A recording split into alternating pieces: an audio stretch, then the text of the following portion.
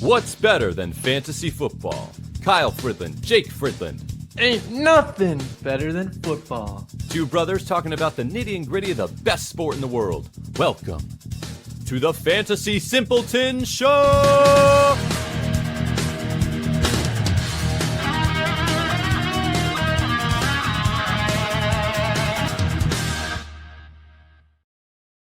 That's right. Welcome back to the Fantasy Simpletons. It's ya boys.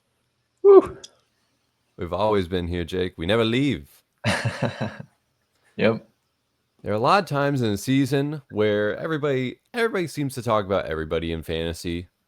It's hard to find guys that just kind of, fall under the cracks.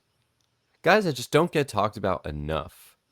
True. We're talking about underrated players. We're talking about the unsung heroes of fantasy football. The guys that get it done all the time. Yeah. Or even the guys that you feel like are getting it done more often than people think they do. Maybe they just got a story. They just got a story to tell. And nobody knows. Yeah. There's a lot of guys that fall into that category, but we've narrowed down a few that we really like. Yeah. I think there are a few perfect ones here. We can get right into it here. We'll start up with our first guy. This is one of my personal favorites, Alec Pierce, who in my mind has really come out of nowhere this season. I mean, I try to look at players like early on into the year before the season starts, and I go through all the teams, and I kept thinking to myself, it's probably like Michael Pittman and Josh Downs. Michael Pittman and Josh Downs. Those are like the two guys that you would worry about.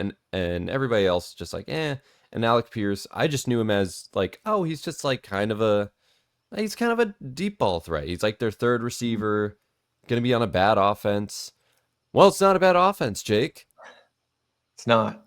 And he's not the third receiver. If anything, Michael Pittman is another player that you could technically put on this list for how good he's been relative to what people think of him. But Alec Pierce is the one I went with because, man, it's taken him. People are only just starting to add him off of waivers, and it's taken all season for that to happen. Yeah. No, it's kind of crazy. I know initially people were like, he's just the deep ball guy, right? And he is that. He is the deep ball guy, but the level of consistency that he's been playing at, right, almost the entire season is kind of crazy. And this is a very high-powered offense, and almost every one of the three starting receivers, and even Tyler Warren, their starting tight end, are all rosterable, even startable. Like, yeah, it is pretty crazy. But specifically Alec Pierce, especially the last couple weeks, That's my point. I was going to say that. He's been getting better. He's been doing so well. And it doesn't look like he's going to take a hit at this point, Yeah. Coming out of the bye, I think they're just going to go right back at it. And obviously this is a team that's trying to push, for the Super Bowl. He definitely has the help of a lot of playmakers around him. Yeah. Because teams are focused on Jonathan Taylor, and they're focused on Michael Pittman, and they're focused on Tyler Warren, so that he just kind of slides right in and just shocks people. Because he's kind of shown to be a little bit more than just a deep ball threat this season. He feels like a weekly flex. Like at this point in the year, you get him in your lineup, and you look at your flex spot every week, and you have to consider him. Like, he has to be within that consideration week to week, and I think that's really cool. Yeah, I think so. Dude, also, he's going to be a free agent this year. Really? Like, at the end of this season. And he doesn't sound to me, even with this season, he doesn't seem to me like a player that's going to be, like, signed back by the Colts because they've got a lot of players already. Dude, he might have gotten himself a bag. He's probably got himself. Dude, I think he's going to go out in free agency and get like $20 million a year. You think so? Yeah. Well, I mean, with all the receivers now earning upwards of 30 to 40 million, I don't think that's too crazy. Yeah. to be a Dude, team's like he'll probably teams will look to add him as like, oh, he's gonna be our high end like wide receiver too. I could see it. I could see them re-signing him though too, just because they got rid of Adonai Mitchell Yeah, and their depth, like outside of the three wide receivers they have. Um, I don't even know who else they have. I guess like in terms of depth. So outside of those guys, I mean, they have Anthony Gold, but it's like I don't know. They have such a nice group right now. I feel like it'll they can keep it going. they might. It'll just depend because the more and more the Baron Berry is gonna play, the higher the price Yeah, is, and we've that's seen in true. past seasons the price for receivers gets a little crazy. Mm-hmm. So I can see him just, you know, getting the bag and then that's it. There's a chance within this offense and how this works, this could be the best he does. Uh, I don't want to say in his career, but like this is definitely like as high as people would have expected for their career. Yeah, I would say, and no one expected this. So, Yeah. Dude, if we want to talk about not expecting it, different expectations, this might be a bit of recency bias, but Michael Wilson? dude. Man, I always knew Michael Wilson was like a semi decent receiver, Mm-hmm. but in an offense that already had Trey McBride and with Marvin Harrison as well, it just seemed like, he would get 4 catches a game. He'd be Right. okay ish, but he never seemed like a guy people would buy into. But he always seemed decent Yeah, from what I saw on the field.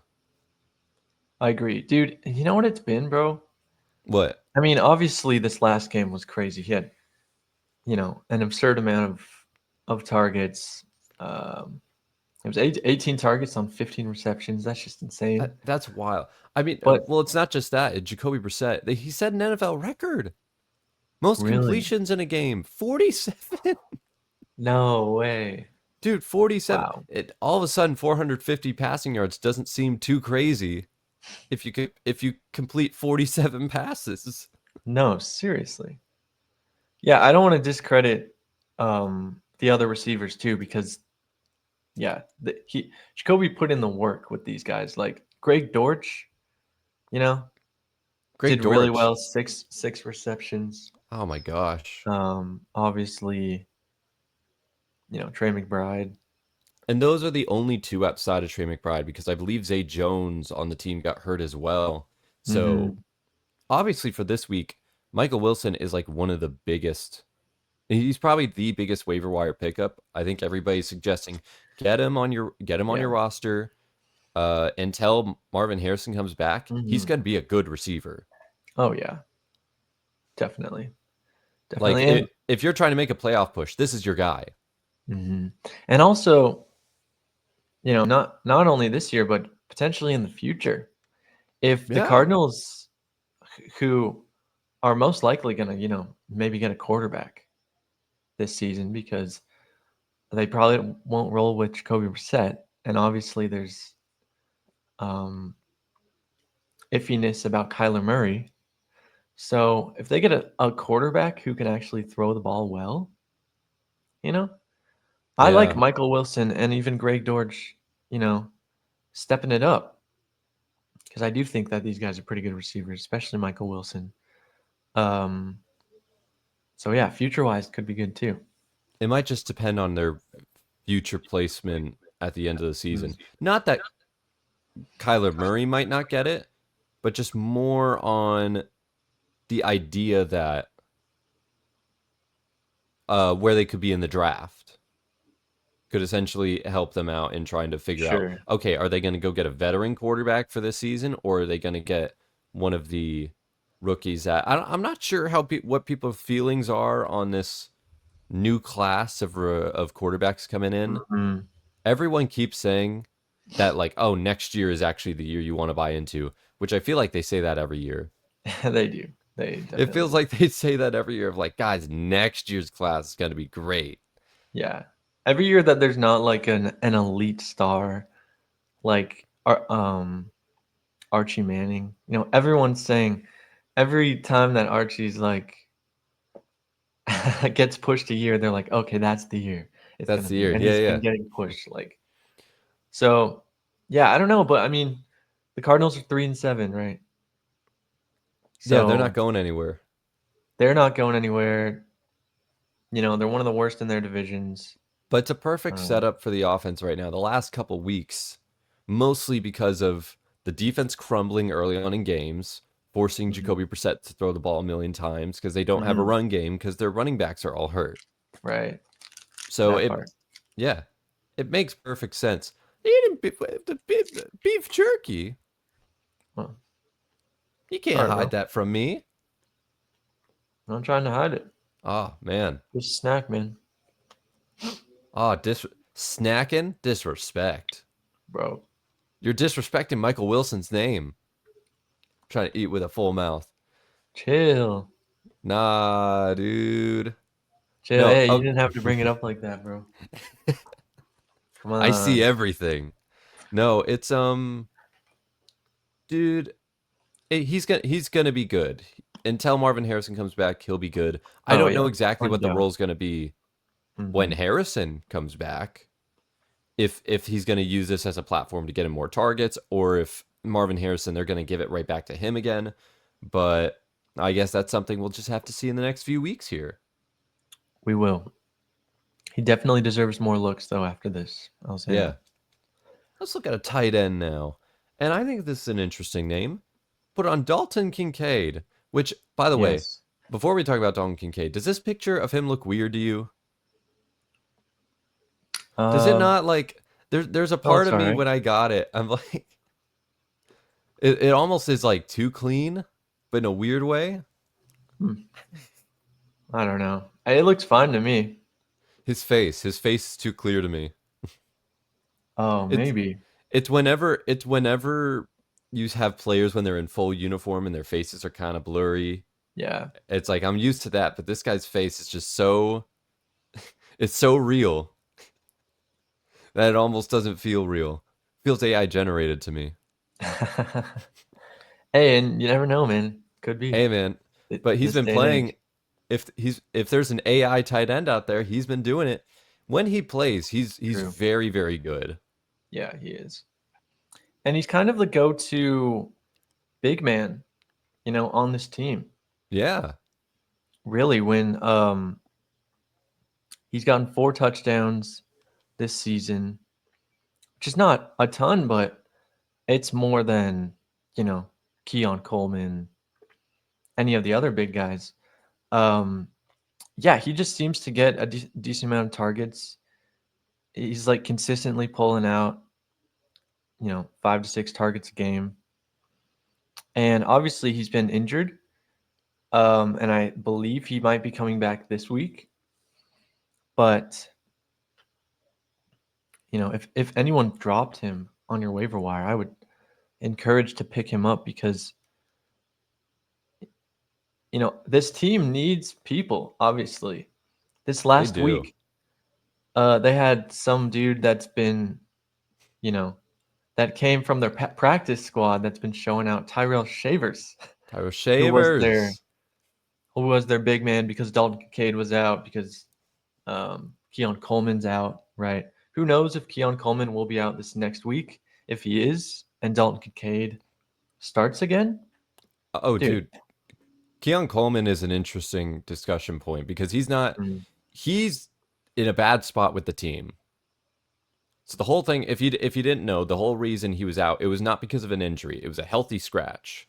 So to anybody watching, I think it was because he was late to another team meeting, which he's done this before.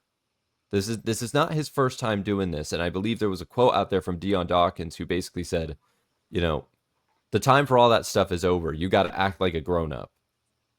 So players are not happy with him. Coaches are not happy with him. Yeah. And they're questioning anytime a player is questioning on like how seriously you're taking this and you haven't made that leap yet, that's very, very worrying. It's pretty bad. But it's gonna be a bounce back. It's gonna be a reverse for some of these other guys getting new opportunities. It's gonna be a Yeah, reverse for Dalton Kincaid, where they might need to focus on him more. exactly. And he's been a great red zone threat for the team. hmm Yeah, he's been great. He's been great. He's the tight end. Well, he's been out for, Yeah. There have been a few games. This a is like week. not his first injury, so he's been in and out of the lineup. But when he does play, he's been pretty consistent. Yeah, he's even with being out, he's tight end 16, Yeah. but he should be like top 10 in terms of consistency when he plays. So yeah, great guy. Um, I mean, I've never met the guy personally, but I mean, just mean Yeah. I don't we've know. walked him. I don't know, Jake. We He got looks connections good. to everybody. Yeah. Oh Great wait, yeah, guy, you're man. right. What am I Yeah, saying? yeah, What am I yeah, saying? No, we yeah, know yeah, these Jake. guys. I We know forgot about that. everybody. Forgot about that. Anybody But that doesn't know, check out our interviews with Dalton Kincaid. We got a series up. oh yeah, At least 6, maybe 7 interviews. right. We have them posted. We posted those a while back. I don't Oh know yeah, how yeah, I yeah, yeah, yeah, forgot yeah. about that, but anyways. Dude, what about his teammate though? Let's talk about his teammate. We got Khalil Shakir, Yeah, and dude. this is my guy. I don't care what anyone says. This is my man. He is a guy that nobody talks about, that nobody cares about, that nobody wants anything for. But you know what? To me, he's good. Yes, I know recency bias. He had a bad game when Josh Allen had 6 touchdowns. Take recency bias out of it. Nearly every game this season, nearly every game last season, he will get you 10 to 13 points. I'd probably like more to 12 to 13. 12 to 13 points. That's like what he does. Mhm. He's like a cozy little blanket That's that you not get bad. in. Yeah, Christmas is rolling around. You feeling a little chilly. Khalil Shakir is that cozy little blanket. You know, but Mhm. it's the one on the couch. It's not the thickest blanket you have. It's not the coziest blanket, but it's enough to get you through. It's always enough, and it's always there. It's all reliable. Oh yeah, and that's flex. That's a flex play all day, bro. Yeah, The amount of targets that he, rakes in a game. If he just got more touchdowns with the amount of targets that he's been getting, dude, dude, I know. he'd be really good fantasy wise. He's Um, he's never been a touchdown guy. He's always just like no, middle of the field. he's a check down guy. He's a slot dude that is there when Josh needs him, and he is just he's just reliable. He is probably the most reliable guy in the offense with Josh Allen, receiving wise. So Yeah, yeah, love this guy. And it's really just him and Kincaid. You know, this season they've been the dual threat receivers on the team. Obviously, James Cook, is fine receiving back too. Um, but yeah, these guys are really the guys, and I think I don't know. I just I feel like this is gonna stay. He's gonna stay consistent the rest of the season and probably in the next year too. dude. Yeah, I think he's. I mean, they already signed him to an extension, so he's already Mm, there long term. I think they true. plan to use him in the same way for the next few years. Even if Yeah. they do bring in more weapons, I to me, I don't see the shakeup affecting him. I don't see bringing in new weapons affecting him. I think his role kind of Hmm. stays the same until proven otherwise. Oh yeah. And for me, that's never going to change. He's an emergency flex option. He's or just a general flex option. He's never like the one you want to go with at first because everybody tries to go with like higher ceiling players. He has that ceiling over him, but anytime you're in a bad spot and you got injuries, you at least know, okay, at least I'm good this week. At least Hmm. this week I'm good. That's what it's like to have Khalil Shakir. Yeah, I agree. And obviously, this last game was kind of an outlier on the season for Khalil Shakir. He didn't really get much going. 3 targets for 1 reception. And it was just interesting because we, would assume that the team would need to rely on him with Kincaid out, with Coleman out, right? Yeah. So something you should watch moving forward is I don't think you should be concerned with his production, but we were talking about this earlier, Kyle. outside of the pod. Terrell Shavers is just kind of an interesting option. Just throwing him in there while we're talking about the Bills. He could be competing with Keon Coleman, right? What are your thoughts on that? For that, X position. For that X position, yeah, no. Keon Coleman is no longer in a place where he's like without a doubt the guy in that position anymore. He's now fighting for it. Yeah. They now got him in a place to where, oh, this guy that we like, that's been doing well, we want to give him more opportunities. We want to give him more chances to see what he can do. So you're a healthy scratch for this game. Let's see if you can come back next game. I think, yeah, they want to shake things up. They want to change it up a little bit, see how it can affect the team. And I think that's justified. I think that's completely fair because their offense has been inconsistent this season. And I don't think it's Khalil Shakir's fault. I think he's just a role player and that his role is just going to stay the same no matter how the offense is playing. But we'll see. For now, keep Khalil Shakir around on your roster. Oh, yeah, definitely. Definitely keep him around and just remember him for years to come. You ever seen the movie Coco, Jake?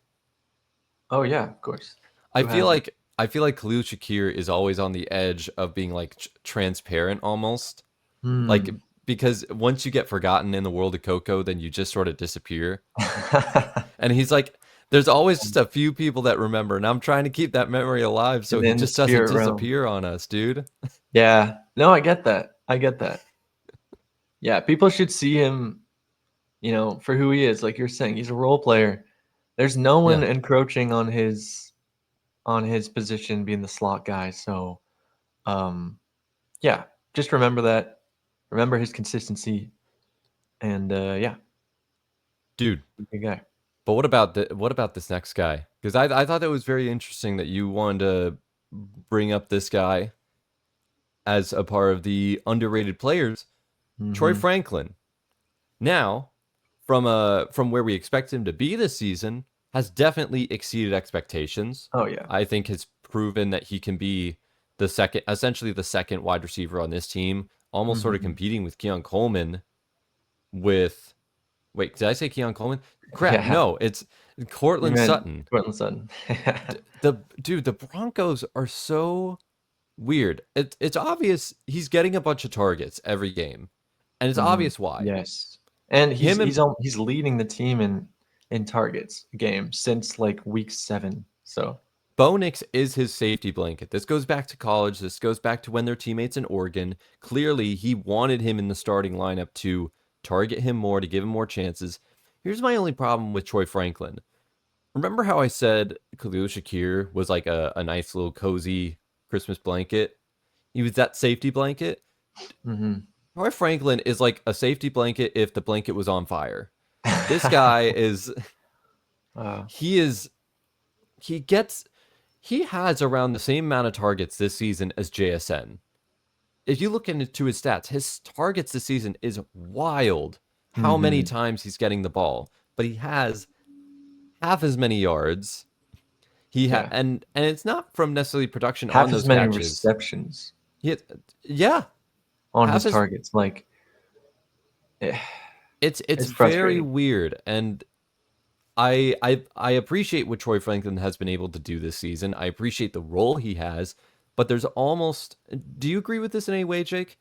That I think targeting him 10 plus times in a game, I don't think it's working for the team offensively. It's not. If you actually watch the games, and these are games that I specifically want to watch because in a Dynasty League, I have Troy, I have Marvin Mims, and I have Pat Bryant. So I'm trying to see, who does the best. But yeah, every game, Kyle, it seems like no matter what is happening, Troy Franklin's getting the most targets on the team, for weeks now. But he's not. It's either Bo Nix or it's him. It's like 50-50 on if he's going to get the ball. Like, Yeah. he's either being overthrown, underthrown, or Troy's just not like getting, he's just getting locked up by the cornerback. I just think, yeah, I honestly think that Troy Franklin's just not as good as they're giving him credit to be, And I think it's just Yeah. this recollection of, his role that he's had with Bo Nix since college. They've been together, and maybe Bo's like, he's my guy. I'm gonna keep going to my guy. Yeah. But yeah, you're right. It hasn't been working, man. Like, But you have a it's guy. It's Cortland Sutton. he does have a guy, and And Cortland is it's way frustrating because Sutton doesn't better. get as many targets now. It's It frustrating is. because I think he still is the wide receiver one, but he doesn't feel like it when you're watching the It's games. like he's slowly being worked out for Troy Franklin, and it doesn't make sense because on paper, and on the screen when you watch, Cortland is just, I think he's just a better wide receiver. He's bigger. He's got better hands. I Dude, Better I have route a running. It's yeah. weird. I have a theory that I think this is intentional by defenses. I think they've noticed statistically that there's something not quite right between that connection between Troy Franklin and Bo Nix. So they think, oh, if we take Cortland Sutton out of the game and force Mm, him to keep looking towards the same guy where their connection is. And look, this is going to start sound like we don't like Troy Franklin.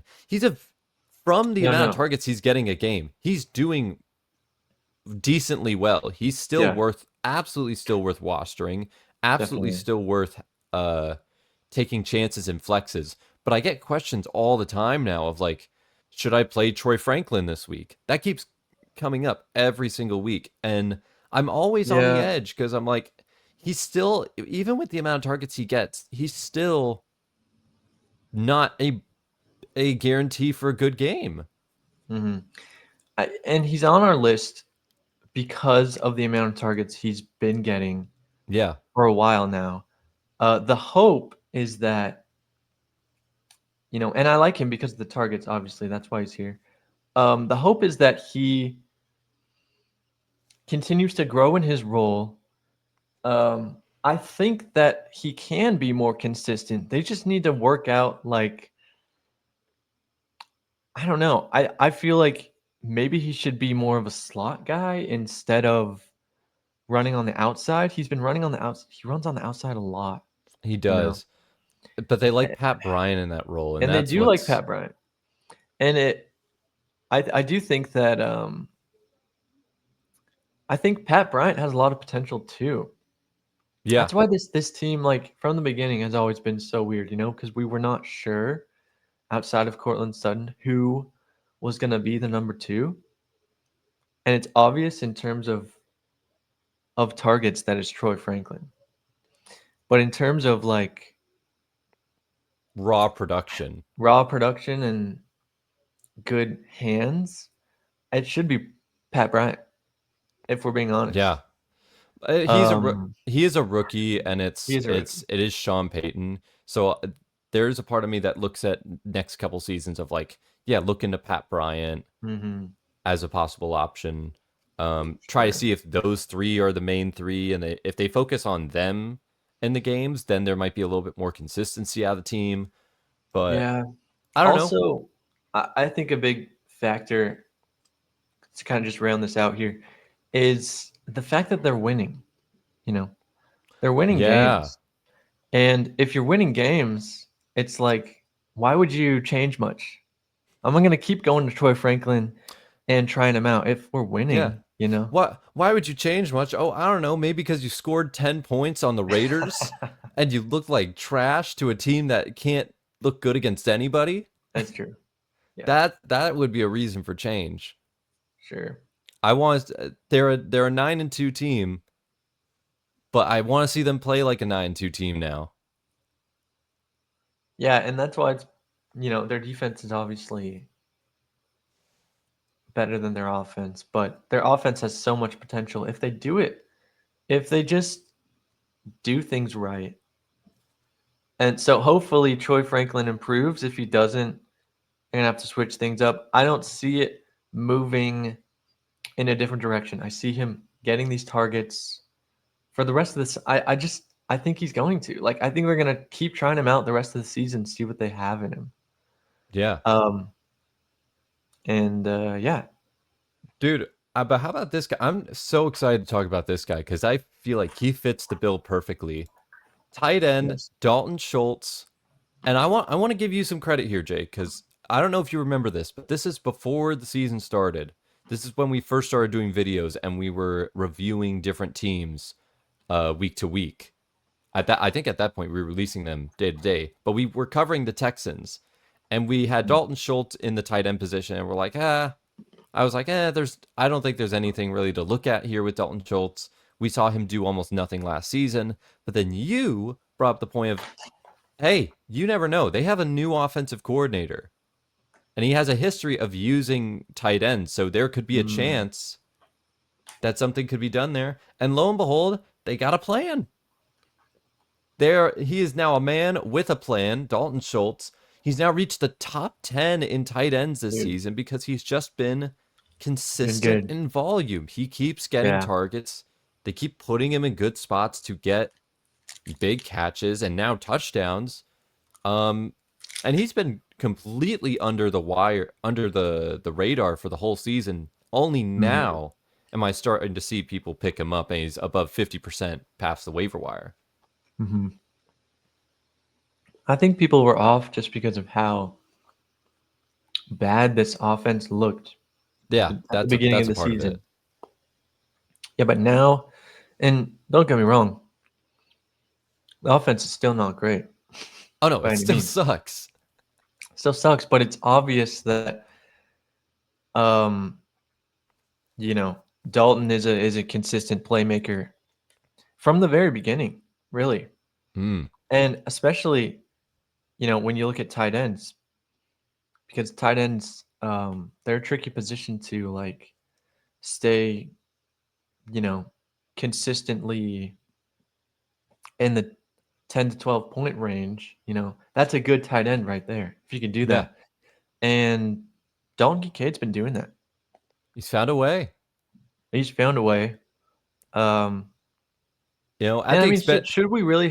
Should anyone have really written him off too? Because this guy was amazing in Dallas, and he's just had a great career.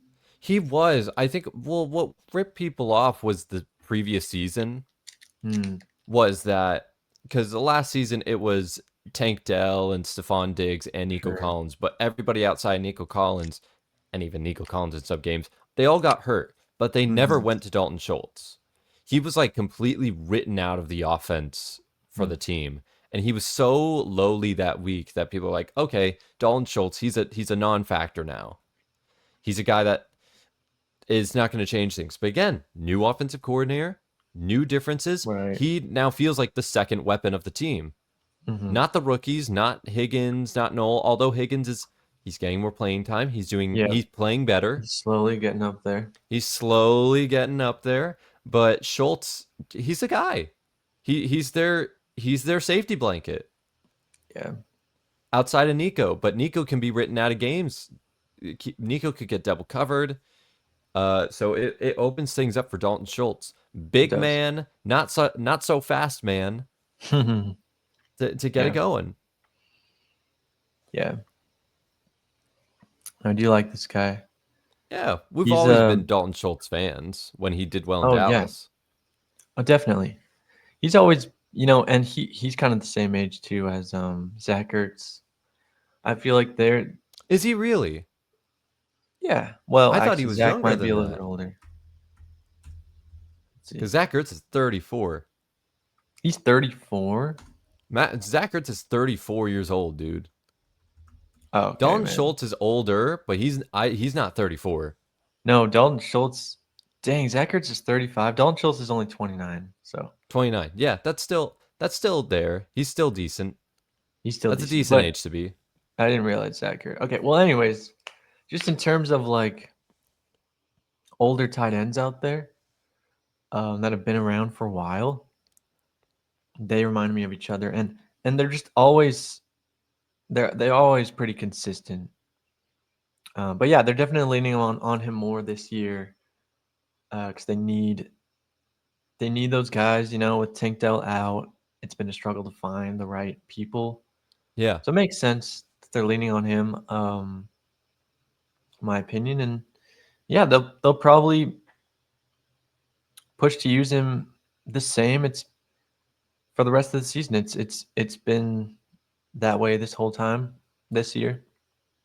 And yeah, he is a sleeper, and I think he's on a lot of waiver wires out there. Honestly, still. He's still probably on about 40 to 50% on a lot of them. So I mean, I picked him up on a couple of my teams because there are some teams I've had some tight end troubles. So, and he solidifies them for right now. Yeah, definitely. So he's a great pickup, especially if you're in need of a tight end. Mm-hmm. We've only got one player left, and on paper, this doesn't seem like quite the same player as the others because he has a bigger name. But hear me out on this. We have Stefon Diggs. I think Stefon Diggs is quietly having one of the better wide receiver seasons of all the wide receivers. And people aren't noticing. I know this for a fact because I wasn't noticing until recently.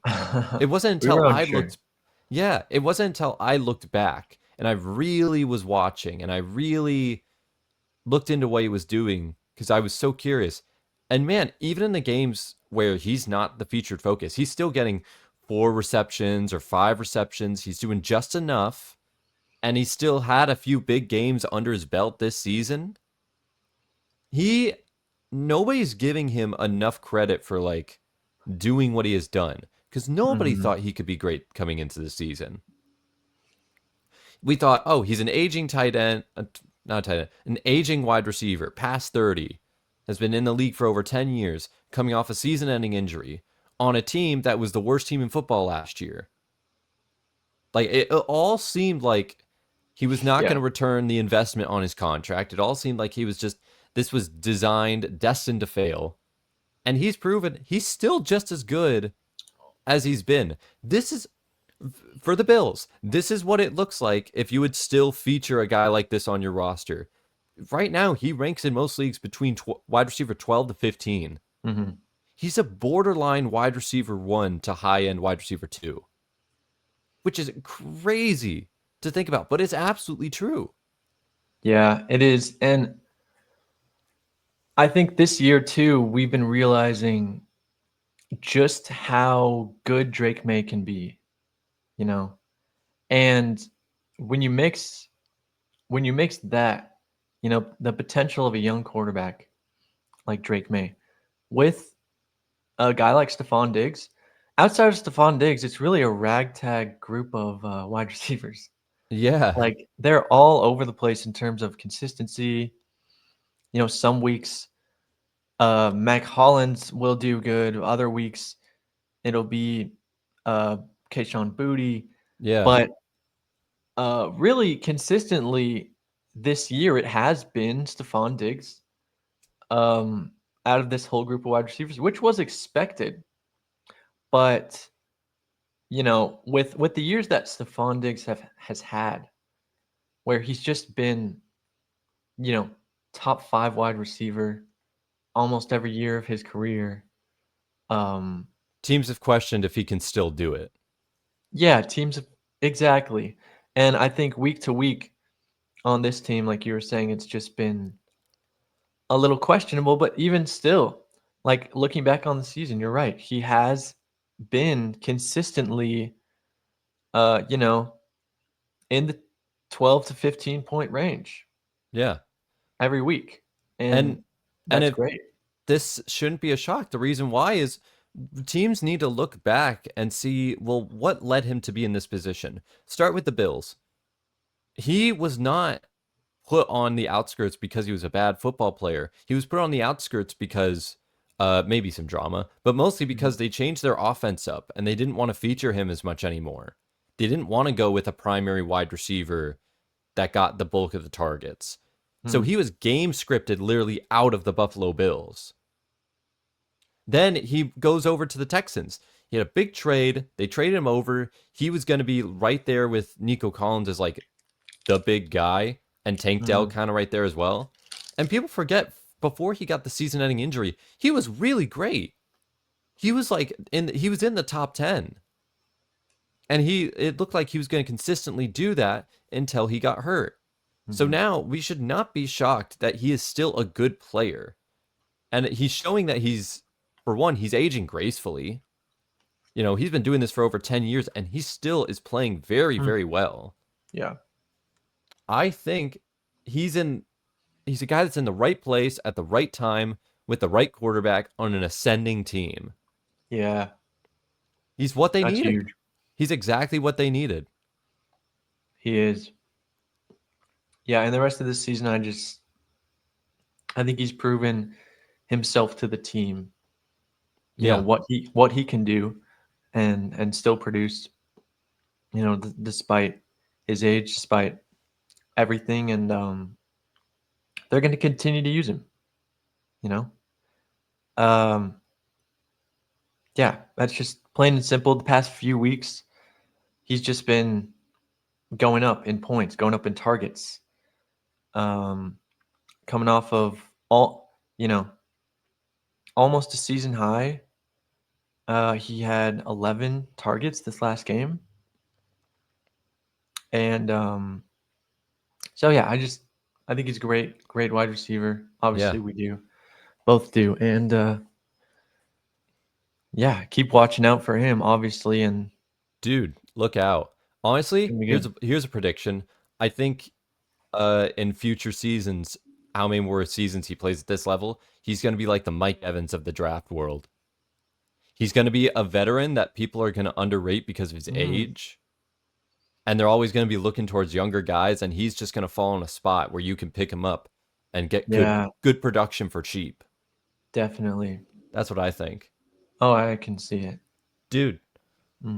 But that is about it for today. Thank you so much for watching, everybody. You can follow us on Instagram, on X, on TikTok, where we do posts for weekly waiver wire updates. We do starts, we do sits, we do flexes, we do all the good stuff. What don't we do? Honestly. Yeah, what don't we do? We do it all, guys. We also do listenable versions that you can listen to on Spotify and Apple Podcasts. Yes. Jake, anything you want to say before we go off the air? No. Appreciate whoever's watching. If you made it this far, make sure to leave us a comment and tell us who your favorite underrated, consistent guy out there is. Yeah, tell us a player that you think is underrated. Tell us about a player that has really helped your team this season that you feel like doesn't get talked about enough. Right, exactly. Someone that's gonna, continue to do well this season, and someone that you'll start, hopefully, into the playoffs. Yeah, as you make that push, if you can. But anyways, that's gonna be it, man. Yeah. In a complex fantasy world, just remember to stay simple. Stay simple. Yeah, God bless everyone.